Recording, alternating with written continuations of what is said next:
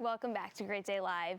April is just around the corner, and for thousands of Kentucky children, it carries meaning far deeper than spring flowers. It's Child Abuse Prevention Month, and there is a need here in our own backyard, and it is impossible to ignore, with Kentucky ranking 4th in the nation for child abuse and neglect. But amid those heartbreaking numbers, there is real, tangible hope, thanks to organizations like CASA of the River Region, where everyday community members step up to become one consistent, caring voice for a child navigating the family court system alone. All month long, you'll be seeing pinwheels planted all across 7 counties, each with a small but powerful symbol of a bright future every child deserves. Here with more is Tara Brown with CASA.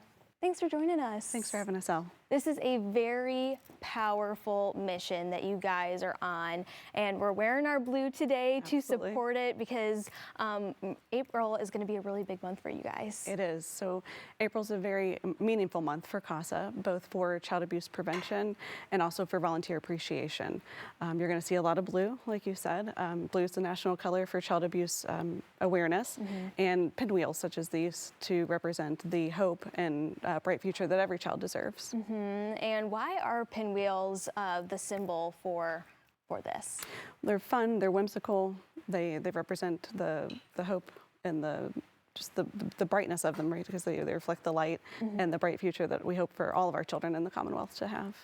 That is so beautiful. So these Kentucky statistics are really shocking. So what do you want people in our community to really understand, that these are numbers, but really these are children in our communities? Absolutely.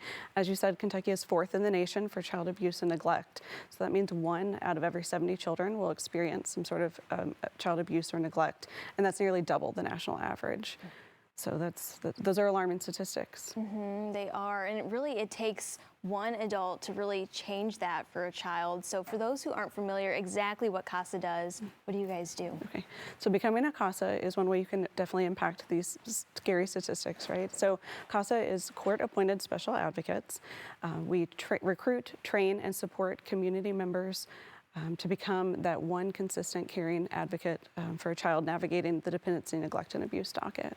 And anyone can become a volunteer. Absolutely. And you're making it really easy for people to become one. Yes, we're making training more flexible, more accessible than ever, and we've seen really great both participation and interest from volunteers. So we do trauma-informed training, and our volunteers can be from any background. I mean, it's helpful to have some background in education or the legal system, but not necessary.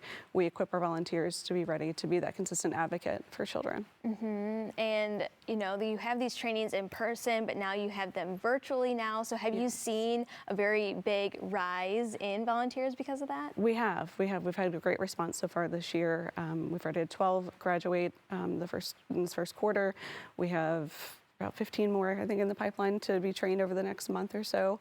So I think that hybrid model is really, speaking to people. Making it way more convenient, because maybe beforehand they thought, oh, I don't have time to actually go to your office to sit down for these trainings, but now they can do it in the comfort of their own home, and they can feel good while doing it too. Absolutely. The work that they put in, the reward is so much greater, right, than the work that they put in for helping these kids and navigate and be that consistent presence for them. Yeah, the month of April is going to be a big month. We kind of talked about the pinwheels, but you're actually going to be kind of planting these all throughout the 7 counties that you serve. Yes, so in April we'll have pinwheel plantings in each of the 7 counties we serve, and you'll see the pinwheels around courthouses and community squares as a reminder of that bright hope and future that we hope for all our kids in the Commonwealth. Yeah, you also have this brunch that is coming up. It actually is sold out. Yes. But there's actually a golf scramble coming up in May. Yes, so we have our golf scramble coming up May 15th, the CASA Classic Golf Scramble. It's at Heritage Hill, and that's a great way to raise funds to support our mission. And then, of course, the brunch, which is sold out, but we're looking forward to being able to share our mission with the community. And there are other ways you can still support our Embrace a Child brunch, whether you want to sign up to volunteer or make a donation, or we have a silent auction that you can access through our website at casarr.org.